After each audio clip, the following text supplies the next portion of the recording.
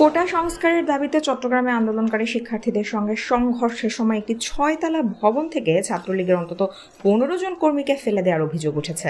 এতে তারা সবাই গুরুতর আহত হয়েছেন। মঙ্গলবার 16 জুলাই বিকেল 3:30টার দিকে নগরীর মুরাদপুর এলাকায় এই ঘটনা ঘটে। বিকেল 3:30টা থেকে সন্ধ্যা 6:30টা পর্যন্ত চলে এই সংঘর্ষ।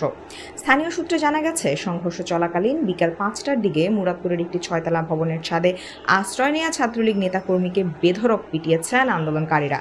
তাদের বেপরোয়া মারধরে প্রাণ বাঁচানোর পথ খুঁজে না পেয়ে 6 তলার ছাদে আশ্রয় নিয়েছিলেন ছাত্রলীগ নেতাকর্মীরা। সেখানে গিয়েও তাদের মারধর করা হয়। এ সময় কয়েকজন কর্মী ছাদ থেকে ভবনের পাইপ বেয়ে নিচে নামতে গেলেও পেটানো হয়। এতে কয়েকজন নিচে পড়ে যান। আরও কয়েকজনকে 6 তলা থেকে নিচে ফেলে দেওয়া হয়।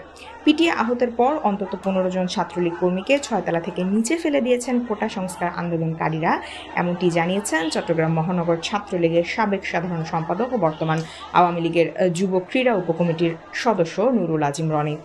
এই বিষয়ে জানতে চাইলে পাঁচলাইশ থানার ভারপ্রাপ্ত কর্মকর্তা ওসি জানিয়েছেন, মুরাদপুরে সংঘর্ষের ঘটনায় অনেকে আহত হয়েছেন, এর মধ্যে 3 জনের মৃত্যুও হয়েছে। ওই ভবনের ছাদে আদতে কী হয়েছিল এখনও তারা বিষয়টি ঠিক জানেন না, তারা খোঁজ নিয়ে দেখছেন।